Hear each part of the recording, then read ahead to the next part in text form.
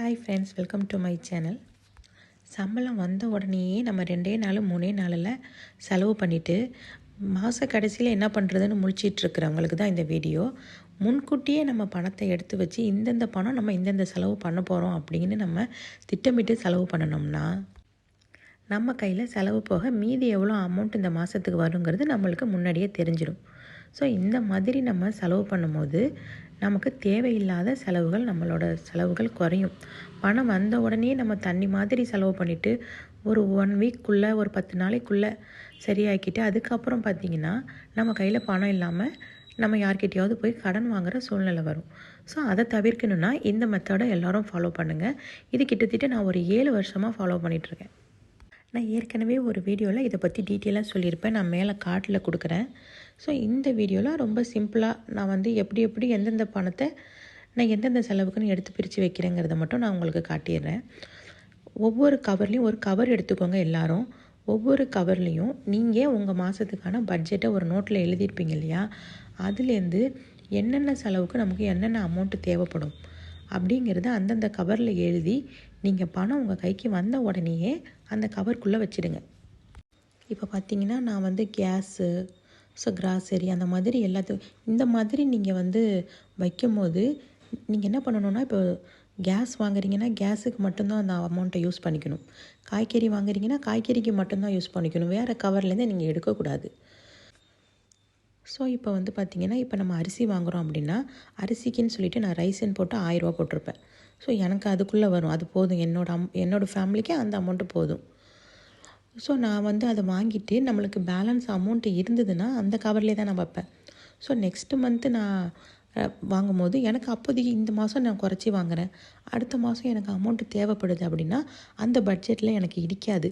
So இதில் balance amount ஒரு 200 ரூபாவோ ஒரு 100 ரூபாவோ அதில் இருக்கும்போது அது எனக்கு ஹெல்ப்பாக இருக்கும். இப்போ நான் வீடியோவில் காட்டினது பார்த்திங்கன்னா என்னோடய பழைய கவரு. இது எனக்கு தூக்கி போட மனசு வரல. கிட்டத்தட்ட ஒரு 4 வருஷமாக என் கூட வந்துட்டுருக்கு. அதனால் நான் இந்த வீடியோவில் காட்டியிருக்கேன். ஆனால் என்ன ஒன்றுனா அந்த கவரில் பார்த்திங்கன்னா மேலே ஓப்பன் பண்ணுற மாதிரி இருக்கும்.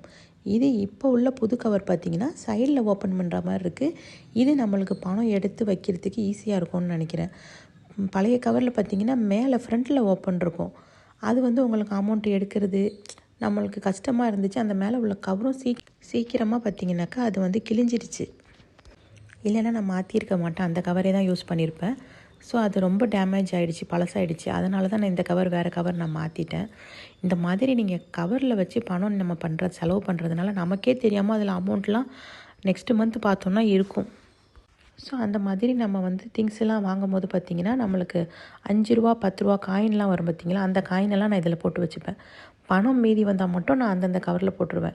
காயினாக கொடுத்தாங்கன்னா நான் இதில் போட்டு வச்சுப்பேன். இது கிட்டத்தட்ட ஒரு வருஷமாக நான் சேர்த்துக்கிட்டு இருக்கேன். இது எப்போ சேர்ந்து முடிய போகுதுன்னு தெரியல, அவ்வளோ பெரிய உண்டையெல்லாம் இருக்குது.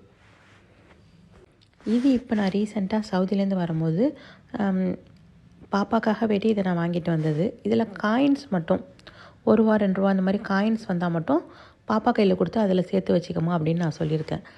இந்த இது பார்த்திங்கன்னா இதுவும் நான் அங்கேருந்து இது ஒரு 3 வருஷத்துக்கு முன்னாடி வாங்கிட்டு வந்த உண்டியல். நான் ஃபஸ்ட்டு வீடியோவில் நான் சவுதியில் இருக்கும்போது இதை நான் காட்டியிருப்பேன்.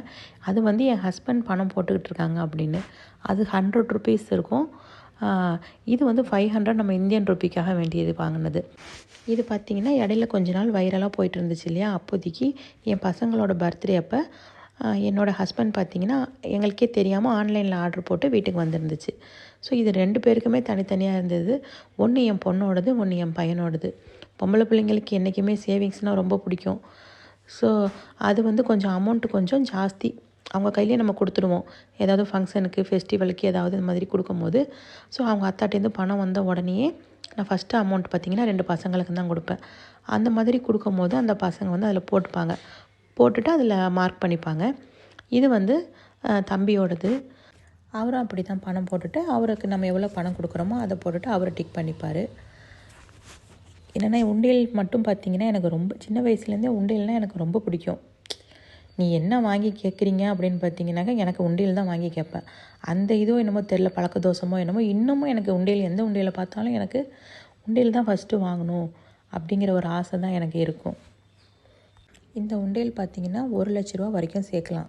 இதில் நம்ம இந்த ஃபோட்டோவை ரிமூவ் பண்ணிவிட்டு நம்மளோட ஃபோட்டோ கூட இதில் நம்ம இன்சர்ட் பண்ணிக்கலாம்.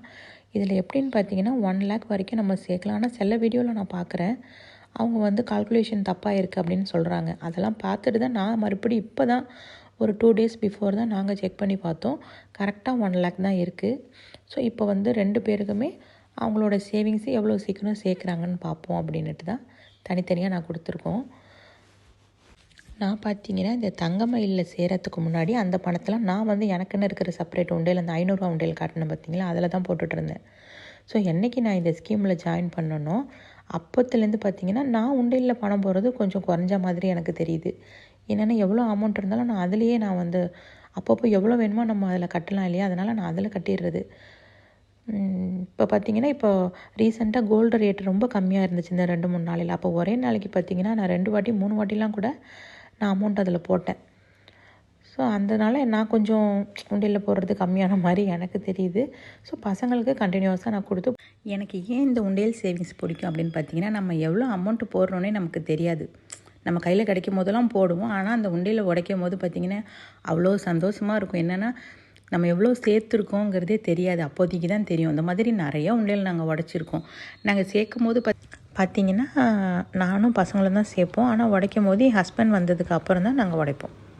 இந்த மாதிரி பார்த்திங்கன்னா ஒரு நாள் எங்கள் அக்காவோட பசங்களுக்கு எங்கள் பசங்களுக்கு வாங்கும்போது எங்கள் அக்காவோட பசங்களுக்காக நாங்கள் உண்டியல் வாங்கிட்டு போய் கொடுத்தோம். அது பார்த்திங்கன்னா நெக்ஸ்ட் டைம் நாங்கள் அவங்க வீட்டுக்கு போகிற வரைக்கும் அந்த உண்டியல் நாங்கள் வச்ச இடத்துலே தான் இருக்குது. அதில் ₹1 கூட போடலை அவங்க. என்னென்னா சின்ன வயசுலேருந்தே இந்த உண்டியலில் பணம் சேர்க்கணுங்கிற ஆசை எனக்கு தான் இருக்கும், அவளுக்கு இருக்காது. நானாகவே வாங்கிட்டு போய் கொடுத்து சரி பசங்களாவது போடுவாங்க அப்படின்னு தான் போய் கொடுத்தோம். ஆனால் பசங்களையும் போட சொல்லலை, அப்படியே தான் இருந்துச்சு. அதனால் நாங்களே ரிட்டர்ன் எடுத்துகிட்டு வந்துட்டேன். நான் எடுத்துகிட்டு வந்து பார்த்திங்கன்னா என் பசங்கள்கிட்ட அதை கொடுத்துட்டேன். அவள் வேணான்னு சொல்லிட்டா. ஸோ இதில் என்ன நம்ம காசு போட போகிறோம் அப்படின்னு நினச்சிட்டாலும் என்னமோ தெரியல. அதனால் நான் எடுத்துகிட்டு வந்துட்டேன். பசங்கள்கிட்ட நாங்கள் கொடுத்து என் பசங்களே சேர்த்துட்டாங்க. அதில் சேர்த்து இது உடச்சி இது பழைய வீடியோ கிளிப்பு தான் இது. அதில் தான் இந்த வீடியோவில் நான் ஆட் பண்ணியிருக்கேன். சின்ன அமௌண்ட்டுங்கிறதுனால அலட்சியப்படுத்திடக்கூடாதுல்ல. சின்ன அமௌண்ட்டாக இருந்தால் என்ன, இப்போ நம்ம அதை ஒரு ரூபாவா சேர்ந்தால் தானே 1 லட்சமாக ஆகும். எடுத்தோடனே 1 லட்சம் நம்ம எல்லாராலையும் சேர்க்க முடியுமா? என்னோடய மைண்ட் தாட் வந்து அப்படி. ஸோ அவங்களோடது அப்படி. அதனால் யாருமே சில்லறை காசு தானே அப்படின்னு அலட்சியப்படுத்திடாதீங்க. ஒவ்வொரு ரூபாய்க்கும் மதிப்பு உண்டு. ₹1 வர்றது தான் நம்மளுக்கு எல்லா அமௌண்ட்டுமே. அதனால் நம்ம கையில் முடிஞ்சதை நம்ம சேர்த்து வைப்போம். நம்ம வீட்டு செலவுக்கு உள்ளதை நம்ம சேர்த்து வைப்போம். அது நமக்கு யூஸ் ஆகும். கண்டிப்பாக அது ஒரு நாளைக்கு நம்மளுக்கு அது யூஸ் ஆகும். இந்த வீடியோ உங்களுக்கு யூஸ்ஃபுல்லாக இருக்குதுன்னு நினச்சிங்கன்னா மறக்காமல் உங்கள் ஃப்ரெண்ட்ஸ் அண்ட் ஃபேமிலிஸ்க்கு ஷேர் பண்ணுங்கள். மறக்காமல் லைக் பண்ணிவிட்டு என்னோடய சேனலை சப்ஸ்கிரைப் பண்ணிக்கோங்க. தேங்க்ஸ் ஃபார் வாட்சிங்.